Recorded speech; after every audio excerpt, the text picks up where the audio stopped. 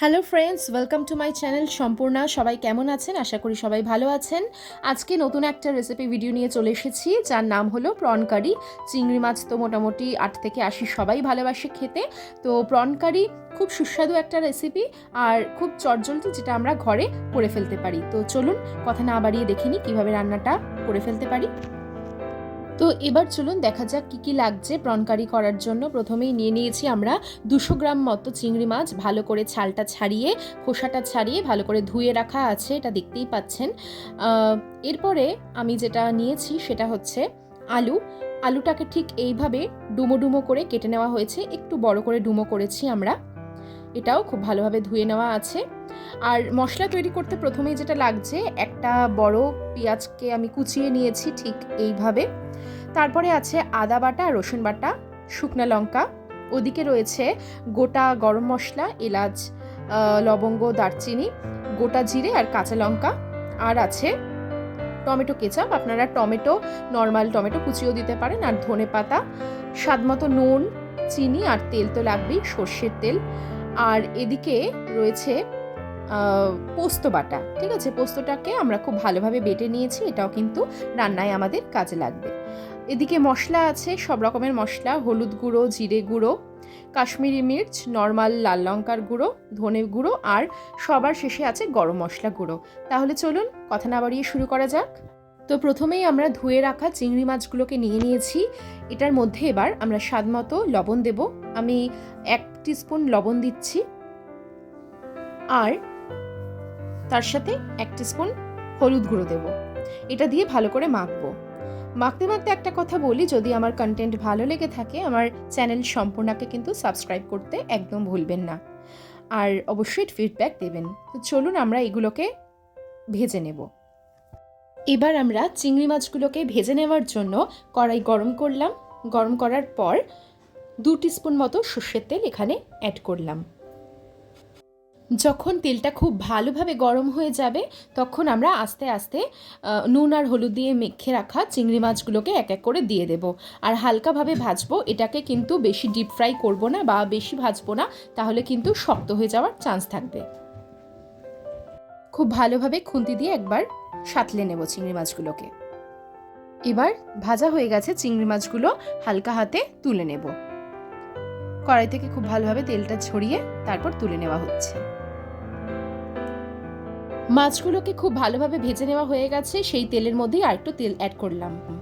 তেল খুব ভালোভাবে গরম করে নিয়েছি আমি। এরপর আমি দিয়ে দিচ্ছি গোটা গরম মশলা, দারচিনি, এলাচ আর লবঙ্গ, সব 2টো করে দিয়েছি। আর 2টো শুকনো লঙ্কা আমরা মাঝখান থেকে চিড়ে তারপর দিলাম। এরপর আমি দিয়ে দিচ্ছি গোটা জিরে। খুব ভালোভাবে সমস্তটাকে নাড়িয়ে নেব। এগুলো খুব ভালোভাবে ভাজা হয়ে আসলে আমি একটা তেজপাতা দিয়ে দিলাম। এরপরে কুচিয়ে রাখা পেঁয়াজটা দিয়ে দিচ্ছি। সমস্ত পেঁয়াজটাই এর মধ্যে পড়বে, আর খুব ভালোভাবে লালচে করে পেঁয়াজটাকে ভেজে নিতে হবে। যতক্ষণে না লালচে একটু রং ধরবে, ততক্ষণে পেঁয়াজটাকে কিন্তু এভাবে নাড়িয়ে যেতে হবে খুন্তি দিয়ে। এরপর দিয়ে দেওয়া হচ্ছে আদা রসুন বাটাটা, যেটা আমরা একসাথে বেটে রেখেছিলাম, ওটা দিয়ে দিচ্ছি। ভালো করে পেঁয়াজটার সাথে এটাকেও মিক্স করে নিতে হবে। রান্নাটা একটু স্পাইসি হবে, তাই দেওয়া হচ্ছে 3টে চিড়ে রাখা কাঁচা লঙ্কা। এখন আমি দিয়ে দিচ্ছি কেটে রাখা আলুটা আমি সামান্য একটু ভাপিয়ে নিয়েছিলাম নুন দিয়ে, যাতে খুব ইজিলি জিনিসটা কুক হয়ে যায়। তো আমি এই আলুটাকে এবার অ্যাড করে দিচ্ছি রান্নার মধ্যে। এইবার রেডি করে রাখা সমস্ত মশলাগুলি আমি একসাথে দিয়ে দেব। এখানে রেখেছি আমি হলুদ গুঁড়ো, জিরে গুঁড়ো, ধনে গুঁড়ো, আর রয়েছে লাল লঙ্কা গুঁড়ো, মানে যেটা শুকনো লঙ্কা গুঁড়ো, কাশ্মীরি রেড চিলি পাউডার, আর সর্বশেষে রয়েছে গরম মশলা গুঁড়ো। তো সবকটা আমরা এক এক করে দিয়ে দেব। আর এর কোয়ান্টিটি কিন্তু রয়েছে 1 টিস্পুন করে। প্রত্যেকটাই যদি একসাথে মানে একই পরিমাণে দেওয়া যায়, তাহলে কিন্তু খাবারের টেস্টটা একদম ভালো হয়, একদম পারফেক্ট হয়।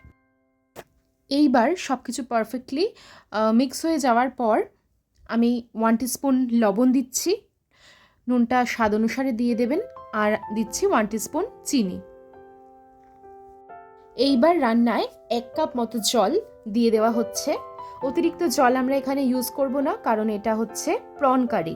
কারি কিন্তু একটু মাখো মাখো হবে আর একটু কষা কষা ব্যাপারটা হবে। এরপর আমি 5 মিনিটের জন্য রান্নাটা একটুখানি ঢাকা দিয়ে রাখছি। 5 মিনিট হয়ে গেছে, ঢাকাটা আমরা খুলে দিচ্ছি। দারুণ একটা গন্ধ বেরোচ্ছে। এইবার পোস্ত বাটাটা দিয়ে দেব। বেটে রাখা পোস্তটা এইবার দিয়ে দিচ্ছি।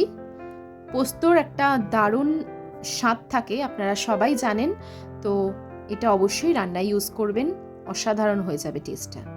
তো দেখাই যাচ্ছে আমাদের গ্রেভি কিন্তু একদম ফুটে উঠেছে। আর দেরি কেন, এইবার ভেজে রাখা চিংড়ি মাছগুলো এক এক করে ছড়িয়ে দিয়ে দেওয়া হচ্ছে। খুব ভালোভাবে চিংড়ি মাছটা মিশিয়ে নিতে হবে।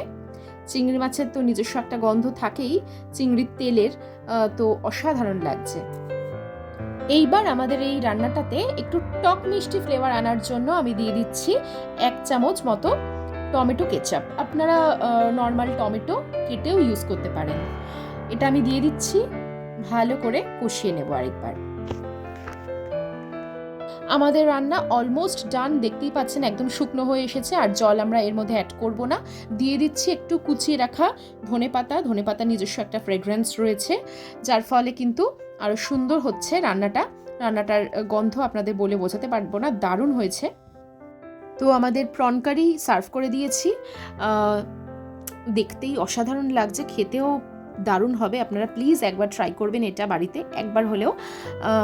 খুব সহজপাচ্য খাবার, খুব তাড়াতাড়ি রান্না করে ফেলা যায়। অবশ্যই কমেন্ট বক্সে জানাবেন কেমন লাগলো। সাবস্ক্রাইব করতে ভুলবেন না। নেক্সট ভিডিওতে আবার দেখা হবে। Children's take care, tata, bye by.